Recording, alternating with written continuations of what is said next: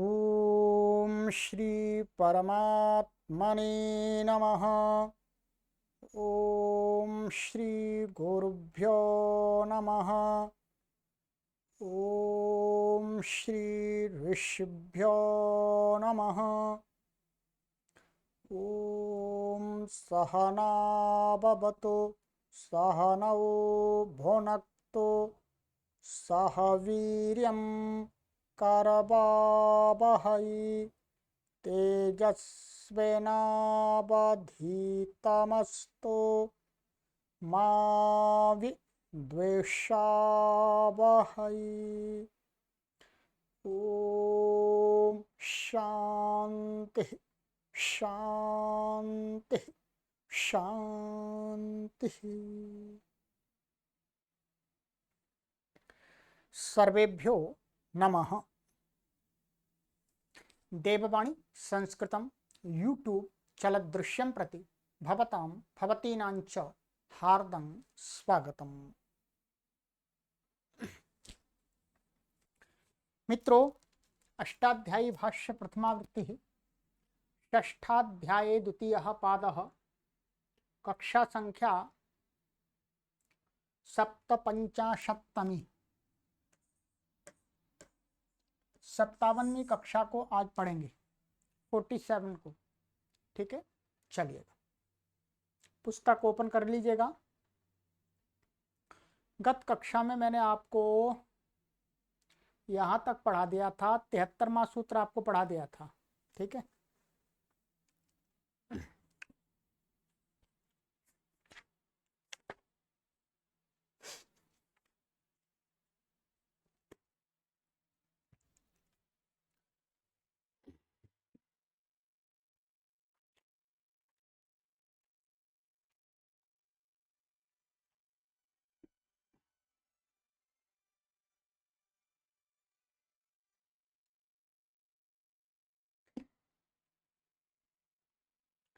ये था अके जीव कार्थे।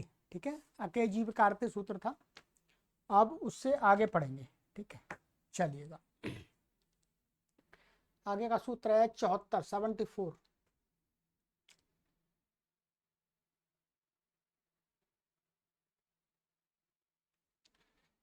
प्राचाम क्रीडायाम, प्राचाम षष्ठी व्यक्ति बहुवचनांतम, क्रीडायाम सप्तमी व्यक्ति एकवचनांतम। अनुवृत्ति अके आदरुदात्तः पूर्व पदम, इनकी अनुवृत्ति आ रही है। ठीक, अर्थ प्राग देश निवासिनां या क्रीडा तदवाचिनी समासे अक प्रत्यांत उत्तर पदे पूर्व पदम आद्युदात्तम भवति। कहते हैं कि प्राग देश निवासिनां, प्राग देश माने प्राचीन काल में जो जिस सेंटर से निश्चित किया गया था, ये पूर्वी भाग है, ये पश्चिमी भाग है, ये दक्षिणी भाग है, ये उत्तरी भाग है। उस पूर्व माने प्राग दिशा, प्राग देशवासी नाम माने पूर्व दिशा में रहने वाले जो लोग हैं, उनकी क्रीड़ा माने उनका एक खेल, उसको कहने वाला माने या क्रीड़ा तदवाचनी समास है। जो समस्त पद है वो क्या है, उनकी किसी क्रीड़ा का नाम है। तो उस समास में जो उत्तर पद होगा, कौन सा पद होगा, अक प्रत्यांत। माने अक प्रत्यांत उत्तर पद होगा। अक का मतलब वो होगा वू आदि होता, वू को अक हो जाता है। तो उसके पर रहते जो पूर्व पद होगा वो आदिदात्त हो जाता है। उदाहरण पहले आए थे समास प्रकरण में, जैसे उद्दालक पुष्प भंजिका, वीरण पुष्प प्रचायिका, शाल भंजिका, ताल भंजिका। ये क्या है, किसी क्रीड़ा के नाम है। इसमें समास हुआ है नित्यम क्रीड़ा जीविकयोः, वहीं पर दूसरे अध्याय के दूसरे पाद के 17वें सूत्र से। तो ये किसी क्रीड़ा के नाम है। इनमें क्या है, ये जो क्रीड़ाएं ये क्या है, पूर्व देश के जो लोग हैं वो इस क्रीड़ा को खेलते हैं। ठीक है, तो उसमें पूर्व पद है। उद्दालक में ऊ उदात्त हो गया, वीरण में वी उदात्त हो गया, शाल में आ उदात्त हो गया, ताल में ता का आ हो गया। बाकी समान है, स्वर सरल है। ठीक है, अब यहाँ पर लिखा भी है, देखिएगा। उद्दालक पुष्प भंजिका प्राच्य भारत की एक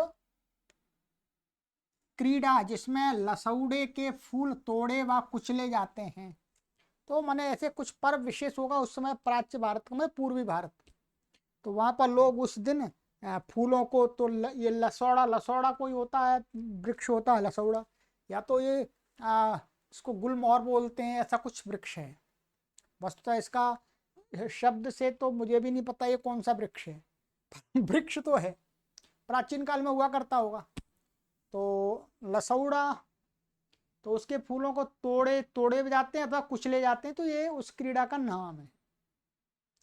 इसी प्रकार से अन्य अर्थ भी समझे, दूसरी भी क्रीड़ाओं के नाम हैं। ठीक है, ये कोश में देखना पड़ेगा कौन कौन सी ये इन शब्दों का अर्थ वास्तव में कौन सी क्रीड़ा को कहा जाता है। चलिए, ये तो सरल है, कुछ उसमें नहीं है। नित्यम क्रीड़ा जीविकयो से समास हुआ है। आणी नियुक्ते, अणि सप्तमी व्यक्ति वचनांतम, नियुक्ते सप्तमी व्यक्ति वचनांतम, अनुवृत्ति आदिउदात्त पूर्वपदम अर्थ अनंत उत्तर पदे नियुक्त वाचिनी समासे पूर्वपदम आदिउदात्तम भवति।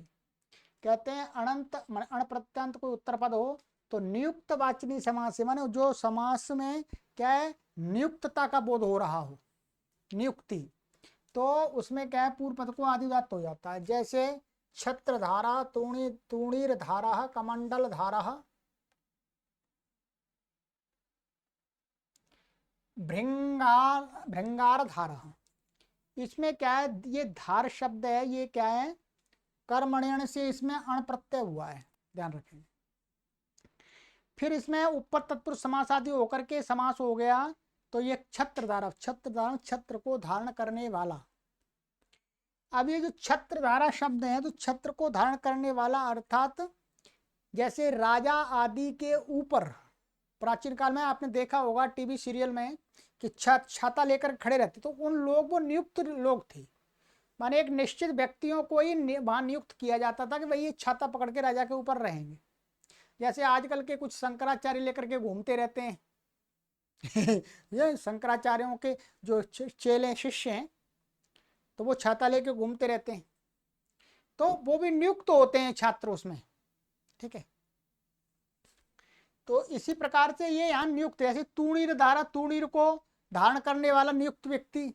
ऐसे कमंडलु ग्राह, अच्छा कमंडलु ग्राह में क्या है, कमंडलु को पकड़ने वाला। ऐसे भृंगार धारा, तो इसमें लिखा हुआ है, तो इसमें जो पूर्व पद है उसको आदिउदात्त हो गया, बाकी कुछ विशेष नहीं है। बाकी ये दिखा दिया, कर्मण्यण से अण प्रत्यय हुआ, छत्र धारण करने वाला, तूणीर माने बाण रखने के, कोश इशुधि को धारण करने वाला, कमंडलु ग्राह ने कमंडलु लेने वाला, भृंगार धारा भृंगार को धारण करने वाला। तो ये नहीं कि हर कोई धारण कर ले, उसके लिए नहीं, जो विशेष जिसकी नियुक्ति की जाती है उस कार्य के लिए, इनको धारण करने के लिए, तब उसको कहेगा, तब ये स्वर करेगा। ठीक है, चलिएगा। शिल्पिनी चाक्रियः,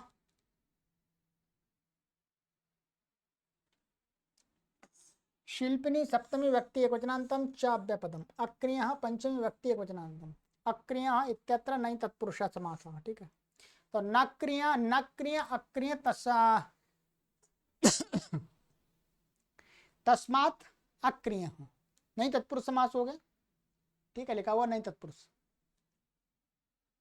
अनुवृत्ति आ रही है, अणि आदिरुदात्ता पूर्व पदम। ठीक है, अर्थ अनंत उत्तर पदे शिल्पी वाचिनी समासे पूर्व पदम आदिउदात्तम भवति, स चेद अण क्रिया परो न भवति। ठीक है, कहते हैं अण प्रत्यांत उस शब्द को उत्तर पद में हो, शिल्पी वाची समास, और जो समास है वो क्या है, शिल्प माने शिल्प वाले, माने कोई शिल्पी व्यक्ति को कह रहा हो, तो उसमें पूर्व पद को आदिउदात्त हो जाता है। सचेत अण, जो अण प्रत्यय है वो क्या है, क्रिय धातु से नहीं आना चाहिए, क्रिया से भिन्न अण प्रत्यांत शब्द के परे रहते।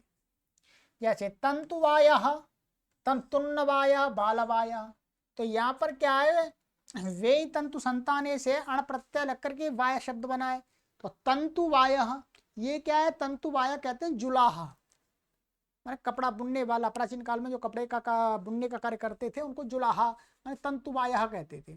तो शिल्पी है तंतुवाय, तो ये समास पूरा क्या है, शिल्पी को कह रहा है, इसलिए अनंत उत्तर पद है वाय, उसके बाद पूर्व पद को आदिवात हो गया। ऐसे तुन्नवाया बालवाया, तुन्नवाया का अर्थ दिया दर्जी जो कपड़े सिलने वाला, बालवाया का अर्थ ऊनी वस्त्र बुनने वाला। ठीक है, बालवाया अच्छा उदाहरण दिया, बालवाया जो स्वेटर आदि बुनते हैं उनको बालवाया बोलते हैं। चलिएगा, स्वर सामान्य आदि उदात्त हो गया, उदात्ता अनुदात्ता स्वरता, स्वरता अनुदात्ता संहितायाम अनुदात्ता नाम। ठीक, संज्ञायाम च, संज्ञायाम च, संज्ञायाम सप्तमी व्यक्ति वचनांतम च अव्ययपदम अनुवृत्ति अक्रिय अणि आदुदात्ता पूर्वपदम। अर्थ अक्रियोणंत उत्तर पदे संज्ञायाम विषये पूर्वपदम आदुदात्तम भवति। कहते हैं क्रिय से भिन्न अण प्रत्यांत शब्द उत्तर पद में हो तो संज्ञा विषय मन संज्ञा विशेष का बोध हो रहा हो तो पूर्व पद को आदिउदात्त हो जाएगा। जैसे तंतु वायो नाम कीटः, बाल वायो नाम पर्वतः। तो ये पर्वत की और कीट की संज्ञाएं हैं ये। ठीक है, संज्ञाएं हैं, अनंत उत्तर पद है, क्रिय से भिन्न का है, व्यय धातु है, तो पूर्व पद का आदिउदात्त होगा। ठीक है, यहाँ पर लिखा हुआ है तंतुवाया रेशम के कीट को का नाम है तंतुवाया, और बालवाया पर्वत विशेष की संज्ञा है। एक बालवाया वो भी है पर वो संज्ञा नहीं है, जो कोई व्यक्ति उनके कपड़े बुनता है उसको बालवाया बोलते हैं, पर ये किसी पर्वत का नाम है, तो यहां पर भी हो जाएगा। चलिएगा, गोतंत यवम पाले, गोतंत एवं प्रथम व्यक्ति जनांतम पाले सप्तम व्यक्ति जनांतम समास गो इत्यत्र समाहार द्वंद्व समास अनुवृत्ति आदुदात्ता पूर्व पदम की अनुवृत्ति आ रही है। अर्थ गोतंती यव इत्येतानि पूर्वपदानि पाल शब्द उत्तर पदे आदुदात्तानि भवन्ति। गो शब्द होगा, तंती होगा, यव होगा, ये पूर्व पद में होंगे और पाल शब्द उत्तर पद में होगा तो इनको आदिउदात्त हो जाता है। आदि माने जो इनका आदि आदि हो जाएगा। गो में तो वो ही है बस, तो ऐसे गोपालः तंतिपालः यवपालः तो आदिउदात्त हो गया। पाल शब्द उत्तर पद है तो गोपाल ग्वाला राज्यों का, तंतिपाला राज्य की गायों के बड़े झुंड की देखभाल करने वाला, यवपाला जौ की रखवाली करने वाला।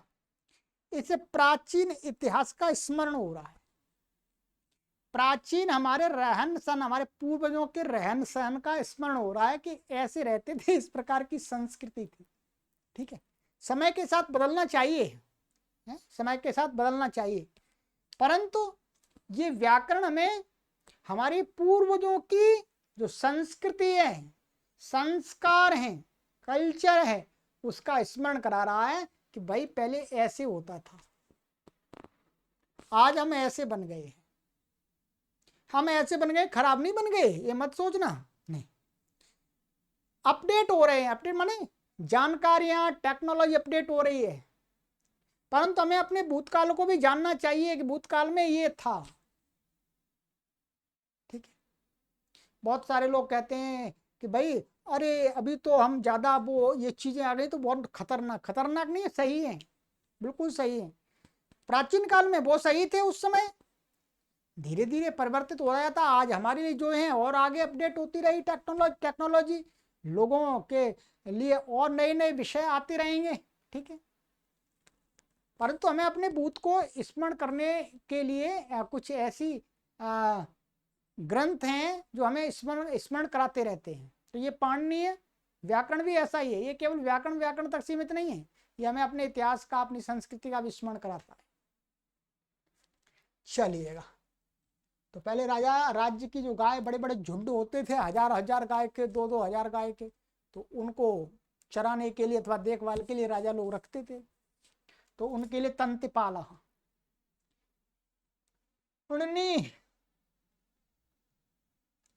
सप्तमी व्यक्ति एकवचनांतम अनुवृत्ति आदुदात्ता पूर्व पदम। अर्थ णिनंत उत्तर पदे पूर्व पदम आदुदात्तम भवति। कहते हैं णिन प्रत्यांत उत्तर पद होगा तो पूर्व पद को आदुदात्त हो जाएगा। जैसे फलहारी, पर्णहारी, तो हारी शब्द क्या है, अणिन प्रत्यांत है। ठीक, तो यहां पर क्या है, व्रते से अणनी हुआ है। नहीं, ये संख्या गलत लिख दी यहां पर। ठीक है, ये यहां पर 3 है, ये तीसरे अध्याय का द्वितीय पाद का सूत्र है वास्तव में। यहाँ पर ये संख्या गलत लिखी गई है, मैं यहाँ पर करेक्शन व्रते आया था हमारा तीसरे अध्याय के द्वितीय पाद में, ये था व्रते। तो ये तीसरे अध्याय का दूसरे पाद का 80वां 80 नंबर का सूत्र है। ठीक, 80 नंबर इसको ऐसे ही लिखेंगे ये। ठीक है, ये 8 हैं, अभी हमें ऐसे लिख देते हैं इसको 8। तो इस सूत्र से यहाँ पर ऋणी प्रत्यय हुआ, फल शब्द के उपपद रहते हुए री धातु से ऋणी प्रत्यय होकर के ये फलहारी बना है। तो ऋणी प्रत्यांत है, पूर्व पद है, तो उसका आदिधातु हो गया है। ऐसे पर्णहारी फल को लेने का व्रत लिया है जिसने, पत्तों को लेने का व्रत लिया है जिसने।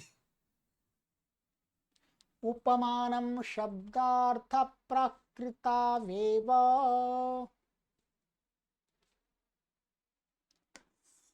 उपमानम प्रथम व्यक्ति एकवचनांतम शब्दार्थ प्रकृतौ सप्तमी व्यक्ति एकवचनांतम एव अव्ययपदम।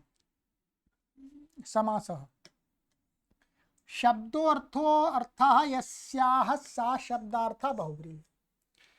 शब्द है अर्थ जिसका, वह शब्दार्थ प्रकृति ही। ठीक है,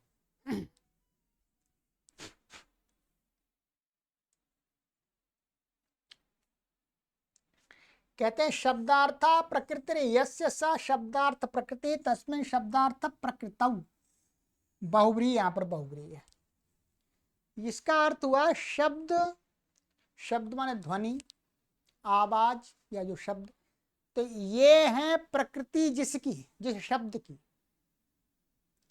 तो जिस शब्द का धातु जो है वो क्या है, शब्दार्थक है, उसको कहना चाह रहे हैं।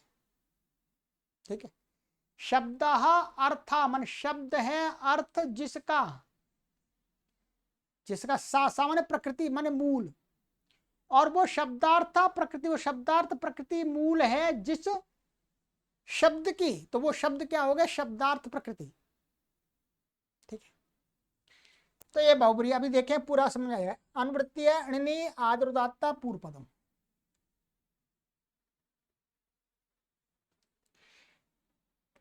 शब्दार्थ प्रकृतावेव णिनन्त उत्तर पदे उत्तर पद उपमानवाची पूर्व पदम आदुदात्तम भवति। ये सभी क्या है, ऐसे हैं संधि से यहाँ पर लोप हो जाता है, इसलिए यदि हम ठीक से पढ़ें बिना संधि के तो क्या पढ़ेंगे, शब्दार्थ प्रकृतौ एव णिनन्ते उत्तर पदे उपमानवाचिनी पूर्व पदम आदुदात्तम भवति। कहते हैं शब्दार्थ प्रकृति वाले णिनंत शब्द के उत्तर पद रहते हुए उपमानवाची जो पूर्व पद है, पूर्व पद कैसा है, उस समास में कैसा प्रयोग हो रहा है, उपमान के रूप में, तो उसको आदि उदात्त हो जाएगा।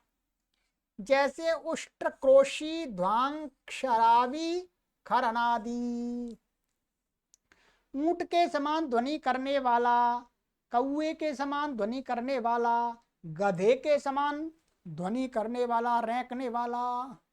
ठीक है, चलिए आगे देखते हैं। अब यहां पर क्या देखिएगा, ये क्रोशी शब्द है, ये यहां पर क्या है, कृष धातु है। कृष धातु क्या है, क्रोशी शब्द का प्रकृति है। तो कृष धातु कैसे, शब्दार्थक है। क्या है, शब्दार्थ। कृष धातु शब्दार्थ प्रकृति है। कृष का अर्थ क्या है, शब्द। तो इसलिए ये शब्द बना है क्रोशी, ये क्या है, ये शब्दार्थ प्रकृति वाला हो गया। माने शब्द, इसकी जो मूल धातु है वो क्या है, शब्दार्थक वाली है। इसलिए उसके उत्तर णिनी प्रत्यय, उसके उत्तर पद रहते हुए पूर्व पद को आदिधातु हो गया उपमानवाची को। तो इसमें क्या हुआ हमारा, इसमें जो प्रत्यय हुआ है णिनी, वो कर्तर्युपमान है। कर्तर्युपमान है माने कर्तावाची उपमान जो शब्द है उसके उपद रहते हुए धातु से णिनी प्रत्यय हुआ है। ये पढ़ लिया है 3-2-79 माने 79 में। इसी प्रकार से रू शब्द से, ये रू शब्द से ये राबी बन गया है। अणद अणद अव्यक्त शब्द ये खरनादी बन गया है। तो यहाँ पर क्या है, ये जो तीनों धातु, अणद धातु और रू धातु और कृष धातु, ये क्या है, शब्दार्थ वाली हैं। इनका अर्थ ये तो शब्द करता है।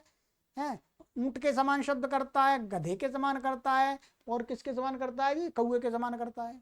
ठीक है, तो इसलिए ये उपमानवाची है। तो माने ऊंट के समान, कौए के समान, या इनसे उपमा दी जा रही है, गधे के समान। तो ये उपमानवाची को पूर्व पद को आदिवात हो गया। उष्ट्रक्रोशी का अर्थ है आपका ऊंट के की तरह बलाने वाला, बल बलाने वाला। ध्वांशराबी कौए की तरह काव काव करने वाला। खरनादि गधे की तरह रैकने वाला, ऐचू ऐचू बोलते हैं। सभी उदाहरणों में क्रोशी आदि अनंत शब्द शब्दार्थ प्रकृति वाले, बता दिया शब्दार्थ प्रकृति क्या है, धातु हैं शब्दार्थ वाले, उपमानवाची पूर्वपद हैं ही, उसमें कोई डाउट नहीं है। चलिएगा, ये हो गया जी आपका युक्तारोह्यादयश्च। युक्तारोह्यादया प्रथमा व्यक्ति भोजनांतम च अव्ययपदम समासा। युक्तारोही आदिरेषां ते युक्तारोह्या दया बहुब्रीहि, माने युक्तारोही शब्द आदि में जिनके, वो युक्तारोही आदि हो गए। चलिएगा, अनुवृत्ति इसमें आदिरुदात्ता पूर्व पदम अर्थ है युक्तारोह्यादयश्च समासा आदिरुदात्ता भवन्ति।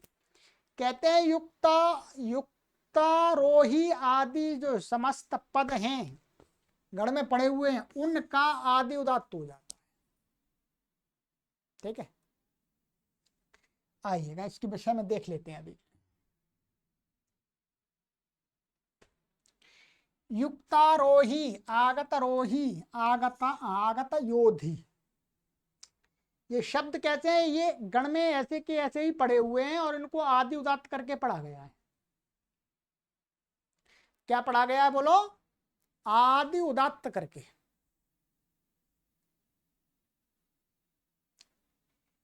अब कहते हैं कि भाई आगे शंका उठाते हैं, ये शब्द इसकी गण के अंदर जो भी पड़े हुए हैं सभी शब्द क्या है, इणनी प्रत्यांत है। क्या है इणनी प्रत्यांत, इणन प्रत्यांत मतलब इणन प्रत्यांत होने से जो हमने सूत्र पढ़ा था अभी पहले इणनी कि इणन तो उत्तर पद से रहते पूर्व पद को आदि उदात्त हो जाता है। ये सभी शब्द क्या है इणनी प्रत्यांत, योधी, रोही, हाँ मैंने आरोही और ये रोही। तो उस सूत्र से ही अणनंत के उत्तर पद रहते हुए पूर्व पद को तो आदि उदात्त अपने आप ही प्राप्त हो रहा था, अपने आप उसी से हो जाता है, ये सूत्र बनाने की आवश्यकता है। तो कह रहे हैं कि सूत्र बनाया है उसका प्रयोजन है, उसका प्रयोजन ये है कि यहां पर नियम कर रहा है कि इस युक्तारोही रोह्यादि गण में पठित जो शब्द जैसे के जैसे पढ़े हैं, जैसे वहां तो मात्र ये कहा था इणनी प्रत्यंत कोई भी शब्द हो, या ये नियम हो गया जैसे युक्तारोही में तो आरोही के माने आंग पर रोह धातु ऋंत के उत्तर पद रहते युक्त शब्द को ही आदि उदात्त होगा, किसी दूसरे शब्द को नहीं होगा। ये नियम निकल रहा है यहां पर। ऊपर वाले सूत्र से स्वच्छंदता थी, स्वतंत्रता थी, कोई बंधन नहीं था, रोक नहीं थी, उसको यहां व्यवस्थित कर रहे हैं, उसको नियमित कर रहे हैं। कह रहे हैं कि यहां पर इस गण में जिस शब्द को पूर्व पद में लेकर के उत्तर पद में जो धातु इणंत लिया उसी के साथ में पूर्व पद का आदि उदात्त होगा। ऐसा नहीं कि युक्त के साथ में और कुछ ले आए, ऐसे युक्त के बाद हम योधी ले आए इन प्रत्यंत तो नहीं होगा, तो समास से अंत उदात्त होगा फिर इनके लिए, इसमें जो पठित शब्द है उनके लिए। ठीक है, तो ये नियम बना दिया बस। अब यहां पर देख लीजिएगा हिंदी में ये समझा दिया इन्होंने। सभी उदाहरण इणनी प्रत्यांत हैं, इणनी से ही आदि उदात्त सिद्ध था। पुनः यह सूत्र नियमार्थ है, अर्थात जहां युक्त इत्यादि शब्द ही पूर्व पद हों तथा आरोही इत्यादि ही उत्तर पद में हो वही आदि उदात्त हो, विपरीत होने पर समास का अंतोदात्तत्व ही होगा। ठीक है, इतना समझ में आना चाहिए।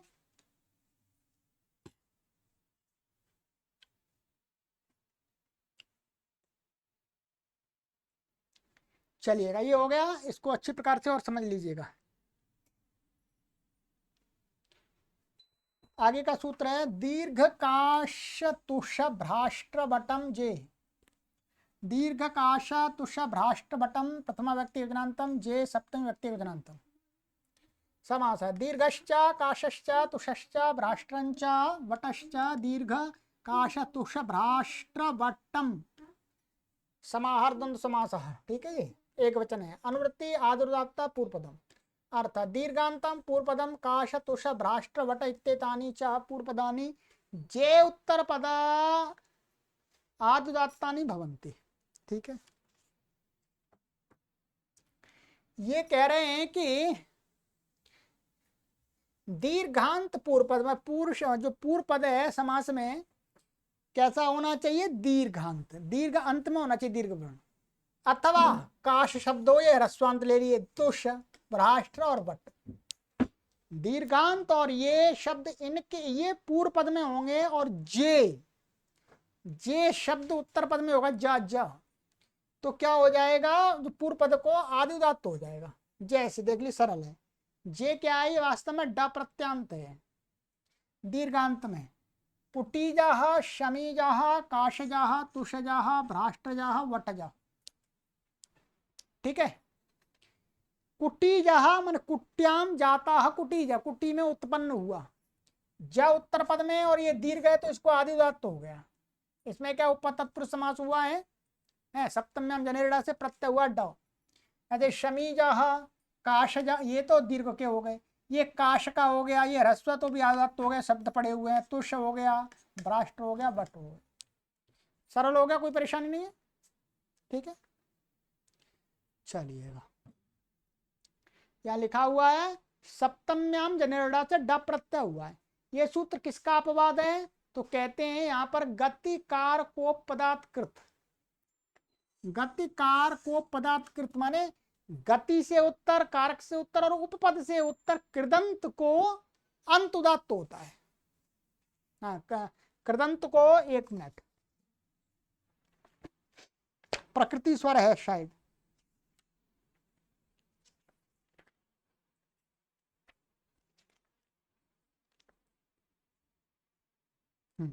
उत्तर पद का प्रकृति स्वर होता है, अंत उदात्त नहीं, प्रकृति स्वर होता है।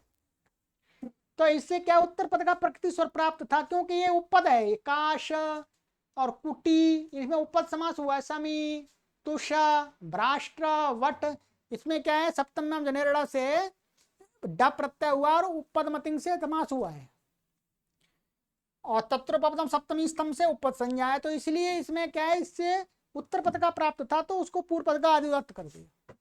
ऐसे से भिन्न में उत्तर पद का अंत प्रकृति स्वर हो जाएगा। चलिएगा, ये हो गया।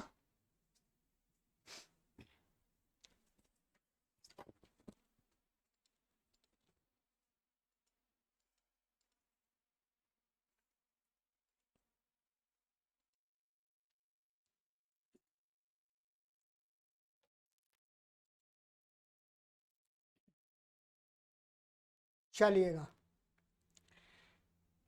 अंत्यात पूर्वम बहुवचः,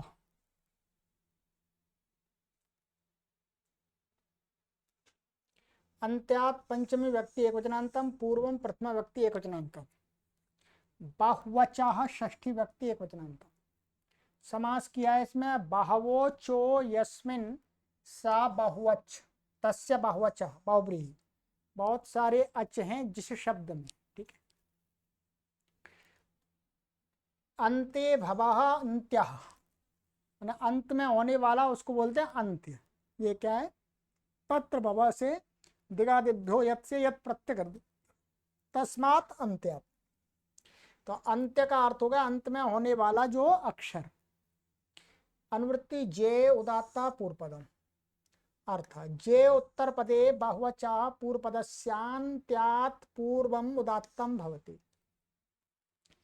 कहते हैं जे उत्तर पद बोल जा, सप्तम्याम जनेरड़ा से डा प्रत्यय होकर के टी आदि का लोप होकर जा बन जाता है, तो उसके उत्तर पद रहते हुए बहु, जो पूर्व पद है वो कैसा होना चाहिए, बहुत अच वाला, माने दो या दो से अधिक। तो पूर्व पद का क्या हो जाएगा, पूर्व पद का अंतिम जो वर्ण है उससे पूर्व का उदात्त होगा, आदि उदात्त नहीं होगा। जो पूर्व पद है उसका जो अंतिम वर्ण है, अंतिम अचय है, उससे पूर्व वाला जो अचय उसको होगा। जैसे उपसरजः, मंदुरजः, आमलकः, ठीक है।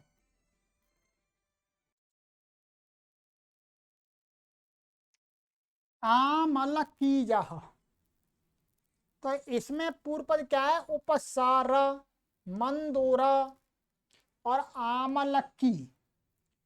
अब क्या है, ये हमें अनेकाच शब्द हैं, तो इनका आदि उदात्त ना करके इनका पूर्व पद का जो अंतिम वर्ण है ये रका, उससे पूर्व वाला ये उदात्त कर दिया। ऐसे इसमें मंदूर में दू कर दिया, आमलकी में लका आ कर दिया। अनुदात्तम पदम एक वर्जम उदात्त अनुदात्त स्वरत स्वरता संहिता है अनुदात्त, बस इतना अंतर है, ठीक। ये भी क्या है, गतिकार को पदात्कृत का ही अपवाद है, क्योंकि ये सारे क्या है, उपपद समास हैं। तो गतिकार को पदात्कृत से उत्तर पद का प्रकृति स्वर प्राप्त था, उसका निषेध कर दिया, ठीक है। और तो सरल है, कुछ नहीं है। ग्रामे निवसन्तः, ग्रामे सप्तमी व्यक्ति वचनांतम, अनिवसंता प्रथमा व्यक्ति वचनांतम समास। अनिवसंता इत्यत्र नहीं तत्पुरुषा, तो न निवसंता अनिवसंतः। अनुवृत्ति आ रही है आदुदात्ता पूर्व पदम, अर्थात ग्राम शब्द उत्तर पदे पूर्व पदम आदुदात्तम भवति, तच्चेत पूर्व पदम निवसद्वाची न भवति। कहते हैं ग्राम शब्द उत्तर पद में होगा तो पूर्व पद को आदि उदात्त हो जाता है। साथ में एक शर्त जोड़ दी, पूर्व पद में जो शब्द है उसके साथ कि तच्चेत पूर्व पदम, जो पूर्व पद है वो निवसतवाची न भवति। यदि ग्राम है, ग्राम में रहने वाले को नहीं कह रहा हो, ऐसा पूर्व शब्द हो पूर्व पद में, उसमें ये अर्थ नहीं निकल के आना चाहिए कि ये ग्राम का निवासी है ठीक है, अर्थात रहना अर्थ नहीं आना चाहिए, रहने वाला। दूसरा अर्थ आना चाहिए। दूसरा अर्थ कब आएगा, जब ग्राम शब्द का यहां पर विलेज माने गांव अर्थ नहीं होगा। ग्राम शब्द के और भी अर्थ हैं। ग्राम शब्द का एक अर्थ है स्वामी, मालिक। ग्राम शब्द का एक अर्थ है समूह।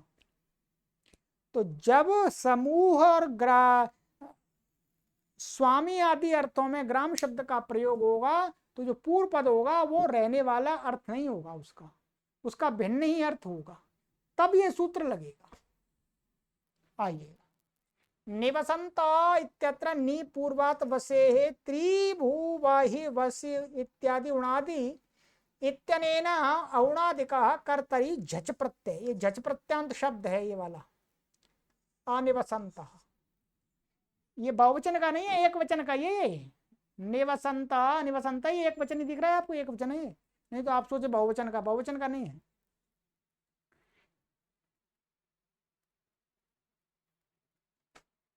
ठीक है, का तो ये उससे निवसंता बनता है। आप देखो उदाहरण दिया, मल्ला नाम ग्राम मल्ल ग्राम, तो मल्ला नाम ग्राम, तो यहां पर क्या है, ग्राम का अर्थ गांव नहीं है। मल्ला नाम ग्राम, जब हम मल्लों का गांव कहेंगे तो मल्ल उसके रहने वाले हो गए, मल्ल उस गांव में रहते हैं, यही तो अर्थ आएगा। पर इस अर्थ का निषेध कर दिया अनिवसंत। ये जो मल्ल हैं उसमें रहने वाले नहीं होने चाहिए। तो रहने वाले कब नहीं होंगे, जब ग्राम शब्द का कोई दूसरा अर्थ होगा तब। तो यहाँ पर क्या है, मल्ला नाम ग्रामा, मल्ल ग्रामा माने मल्लों का समूह, ये अर्थ है, विलेज से अर्थ नहीं है। तो यहाँ पर क्या हो गया, आदि धातु हो गया। जैसे वणिक ग्राम, बनियाओं का समूह। देवस्य ग्रामा, देव का, देव का स्वामी माने देवों का स्वामी। ग्राम अर्थ का यहाँ पर अर्थ स्वामी लिया, देव का स्वामी।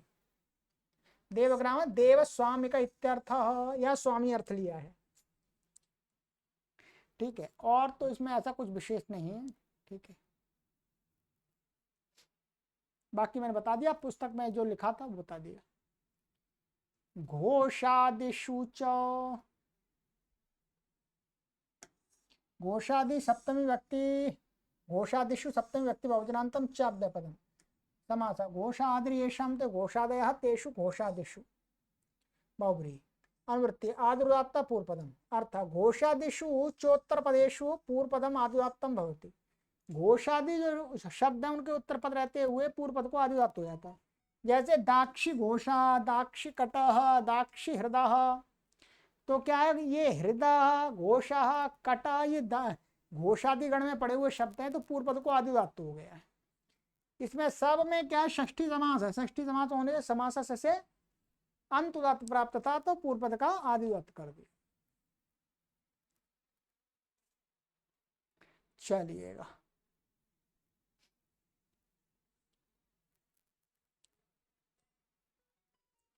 छात्र्यादयः शालायां, छात्र्यादयः प्रथमा व्यक्ति बहुवचनान्तं, शालायां सप्तमी व्यक्ति वचनान्तं समास। छात्री आदि येषां ते छात्र्यादयः बहुव्रीहि। ठीक है, अनुवृत्ति आदिर्दात्ता पूर्वपदम। शालायाम उत्तर पदे छात्र्यादय शब्द आदिदात्ता भवन्ति। शाला शब्द उत्तर पद में हो तो छात्रादिगण में पड़े हुए जो शब्द हैं, छात्र, छात्री, छात्री आदि शब्द हैं, उन को आदि उदात्त हो जाता है। तो छात्रीशाला, ऐसे ही आपकी पहली शाला, भांडी शाला, व्याड़ी शाला, या विसर्ग लगा दिया, या हटना लगना नहीं चाहिए, कोई एक वचन में ही है। बहुवचन भी हो सकता है, कोई परेशानी नहीं, परंतु यहाँ पर एक वचन है सभी, तो इसको भी एक वचन मानना चाहिए। आप शाल, आप शली शाला। ठीक है, तो ये इसमें सरल है, इसमें स्वर तो वही है सामान्य। अब इस पर कुछ टिप्पणी आदि है, वो मैं बता देता हूँ। छात्री आदि शब्द सभी क्या है, अपत्यार्थक ये प्रत्यांत हैं। शाला शब्द क्या है, पदेशु, पदेशु पदैक देशान नियम से पाठशाला अर्थ का वाचक है। ये क्या है, एक ऐसा वाक्य है, पदेशु पदैक देशान, क्या है, हम समस्त पद में से माने एक शब्दों में से यदि उस एक भाग को प्रयोग कर सकते हैं, वही अर्थ आएगा। जैसे पाठशाला में हम शाला शब्द का प्रयोग कर रहे हैं, तो अर्थ क्या आएगा, पाठशाला आ जाएगा। वो है पदेशु, पदों में से पदैक देशान, माने पद के एक देश को भी हम प्रयोग करेंगे तो वही अर्थ आ जाता है। पाठशाला कहें या पाठशाला का एक अवयव कहें शाला, तो भी वही अर्थ है। इसका ये तात्पर्य बता रहे हैं, नियम है। तो यहाँ नियम से पाठशाला अर्थ का वाचक है। पूर्व पद सभी आचार्य विशेष के वाचक हैं। ठीक है, तो अतः इनका अर्थ होगा तत्त आचार्यों के गुरुकुल। छात्री, आज छात्री जो आचार्य है उसका गुरुकुल, पहली का गुरुकुल, भांडी का गुरुकुल, ब्याडी का गुरुकुल, आपशली का गुरुकुल, तो सबके गुरुकुल थे। चलिएगा, ये हो गया आपका। अब यहाँ पर टिप्पणी दी है, आप देखेंगे नंबर 1 टिप्पणी यहाँ दी थी ये पहली पे, और दूसरी दी थी आचार्यों के गुरुकुल पे। तो टिप्पणियां नीचे हम पढ़ लेते हैं पूरा। ठीक है, नंबर 1, कई ग्रंथों में पेली शाला उदाहरण मिलता है, मैंने पहली नहीं मिलता, पेली मिलता है। ठीक है, यह अशुद्ध है। इयंत होने से पहली पूर्व पद होना चाहिए। पहली ऋग्वेद प्रवक्ता आचार्य पहल का ही नामांतर है, दूसरा नाम है। उनको पहली भी बोलते, पहले बोलते। काशिका में कहीं कहीं ऐली शाला पाठ भी है, तो ये भी पाठ आता है। तो ये तो कोई भेद नहीं है, केवल ये बता रहे हैं कि ये वाला गलत है, पहली शाला। ये प्रत्यांत है दीर्घ, इसको वृद्धि हो जाएगी, तदते शुचामान से पहली बनेगा। दूसरा बताते हैं, छांदोग्य उपनिषद 5:11-1 में एते महाशाला महाश्रोत्रिया पाठ है। इसमें महाशाला का अर्थ है बड़ी अध्ययनशाला, गुरुकुल है जिनके ही हैं। ठीक है, बड़ी अध्ययनशाला माने गुरुकुल हैं जिनके ही हैं। आचार्य शंकर ने महाशाला का अर्थ बड़ी शाला गृह है ऐसा किया, जिनके किया है। वह चिंत है। यहाँ महाश्रोत्रिय विशेषण होने से अंत्यवासियों की संख्या का आधिक्य होना भी स्पष्ट है। इतना ही नहीं, ऋषि लोग साधारण कुटियों में निवास करते थे, न कि बड़े बड़े भवनों में। इस दृष्टि से भी महाशाला में शाला शब्द गृह का वाचक नहीं हो सकता। इन्होंने अपना तर्क दिया है। आचार्य शंकर कह रहे हैं कि भाई महाशाला में शाला, जो महा का अर्थ है बड़ी शाला, बड़ा घर। ये कह रहे हैं ऐसा नहीं है वास्तव में, यहाँ पर ये अर्थ लेना चाहिए माने ऐसी शाला जिसमें अनेक छात्र हों, उसको भी महाशाला कहेंगे। क्योंकि प्राचीन काल में तो ऋषि मुनि तो अपने तपस्वी जीवन जीते थे कुटिया में रह करके, तो उनके पास बड़ी बड़ी शालाएं कहाँ से आई? इन्होंने ये तर्क दिया है। अब क्या सही है क्या सही नहीं है, ये इतिहास में छुपा हुआ है, ठीक है। परंतु इन्होंने भी सही तर्क दिया है कि भाई महाश्रोत्रिय का अर्थ, यहाँ महाश्रोत्रिय माने जिसमें वेद आदि के पढ़ने वाले अधिक छात्र हों, वो अर्थ करना चाहिए। जैसे ये दिया है, महाश्रोत्रिय विशेषण होने से अंत्यवासियों की संख्या का आधिक्य है। चलिएगा, तो ये तो आपको मैंने बता दिया, ठीक है। इस दृष्टि से महाशाला में शाला शब्द गृह का वाचक नहीं है, घर को नहीं कह रहा है, पाठशाला को ही कह रहा है। चलिएगा, तो आगे की कक्षा में पढ़ेंगे प्रस्थे वृद्धम अकर्क्यादीनाम। चलिएगा, समय होने ही वाला है। काफी सूत्र आज तो हमारे हो गए। आज हमारे सूत्र हो गए हैं 7 और 6, 13 सूत्र हो गए, 13। थोड़ी तो संख्या बढ़ी है। पिछली कक्षा में हमारे 10 थे, अब की आज की कक्षा में 13 हो गए। हो सकता है अगली कक्षा में और अधिक हो जाए या थोड़े कम भी हो सकते हैं, परंतु ठीक चलेगा। सर्वेभ्यो नमः।